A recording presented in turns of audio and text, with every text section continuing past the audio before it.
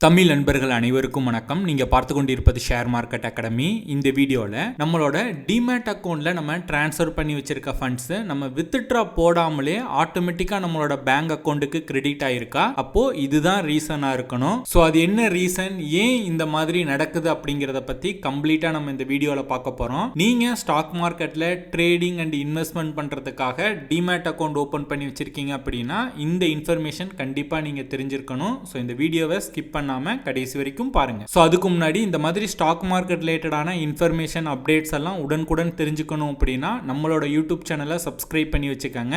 Video பிடிச்சிருந்துச்சு அப்படின்னா like பண்ணிட்டு உங்க ஃப்ரெண்ட்ஸுக்கும் ஷேர் பண்ணிருங்க. இந்த வீடியோ நீங்க ஜூலை 8ஆம் தேதி இல்ல 9ஆம் தேதி 2025ல நீங்க பார்த்துக்கிட்டு இருந்திருப்பீங்க.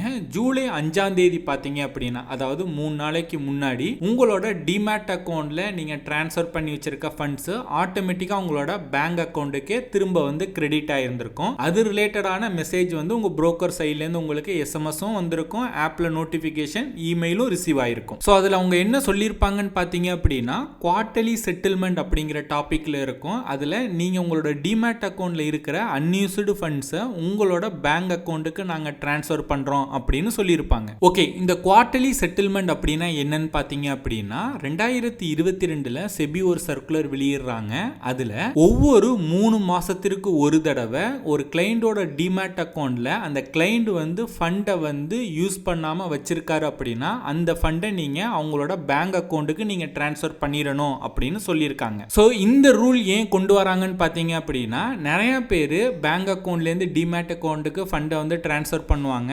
டிரான்ஸ்ஃபர் பண்ணிட்டு அந்த ஃபண்டை யூஸ் பண்ணாம அப்படியே ஐடியலாவே இருந்துரும். ஸோ இந்த ஃபண்டை புரோக்கர் வந்து மேபி மிஸ்யூஸ் பண்றதுக்கு வாய்ப்பு இருக்கு. அப்படிங்கிறதுனால ஒவ்வொரு 3 மாசத்திற்கு ஒரு தடவை அன்யூஸ்டு ஃபண்டை கிளைண்டோட பேங்க் அக்கௌண்ட்டுக்கே நீங்க ஆட்டோமேட்டிக்கா டிரான்ஸ்ஃபர் பண்ணிருங்க அப்படின்னு செபி சொல்லியிருக்காங்க. ஸோ அதன்படி பார்த்தோம் அப்படின்னா ஜனவரி மாதம் ஃபர்ஸ்ட் ஃப்ரைடே அன்னைக்கு உங்களோட டிமேட் அக்கௌண்ட்ல இருக்கிற அன்யூஸ்டு ஃபண்டை உங்களோட பேங்க் அக்கௌண்ட்டுக்கு டிரான்ஸ்ஃபர் பண்ணிடுவாங்க. அதுக்கப்புறம் ஏப்ரல் மந்தோட ஃபர்ஸ்ட் ஃப்ரைடே இது நடக்கும். ஜூலை மந்தோட ஃபர்ஸ்ட் ஃப்ரைடே, இப்போ ஜூலை 5ஆம் தேதி இருக்கு இல்லையா? ஸோ அது வந்து 4ஆம் தேதி ஃபர்ஸ்ட் ஃப்ரைடேவா இருக்கும். ஸோ 4ஆம் தேதி இனிஷியேட் பண்ணுவாங்க, 5ஆம் தேதி உங்களோட பேங்க் அக்கௌண்ட்டுக்கு கிரெடிட் ஆகும். அதுக்கப்புறம் பாத்தீங்க அப்படின்னா அக்டோபர் மந்தோட ஃபர்ஸ்ட் ஃப்ரைடே. ஸோ இந்த 4 மாதத்தோட ஃபர்ஸ்ட் ஃப்ரைடே அன்னைக்கு உங்களோட டிமேட் அக்கௌண்ட்ல எதுவும் அன்யூஸ்டு ஃபண்ட் வச்சிருந்தீங்க அப்படின்னா ஆட்டோமேட்டிக்கா உங்களோட பேங்க் அக்கௌண்ட்டுக்கு மறுநாள் கிரெடிட் ஆயிரும். இந்த இன்ஃபர்மேஷன் ஆல்ரெடி ஸ்டாக் மார்க்கெட்ல ஒரு 2 வருடங்கள் இருக்கிறவங்களுக்கு தெரிஞ்சிருக்கும். மேபி நீங்க ஸ்டாக் மார்க்கெட்ல பிகினரா இருக்கீங்க அப்படின்னா கொஞ்சம் கன்ஃபியூஸ்ல இருப்பீங்க,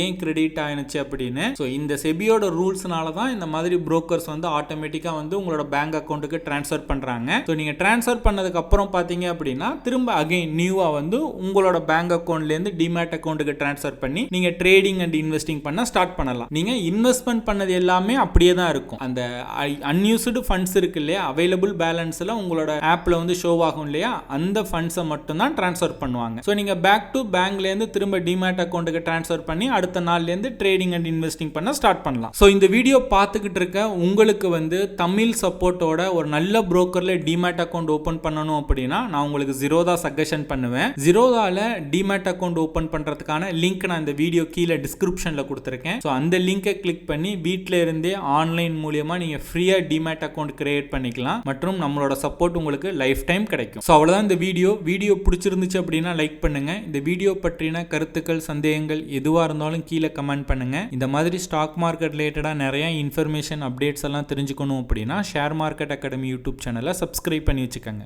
Investments in securities market are subject to market risks. Read all the related documents carefully before investing.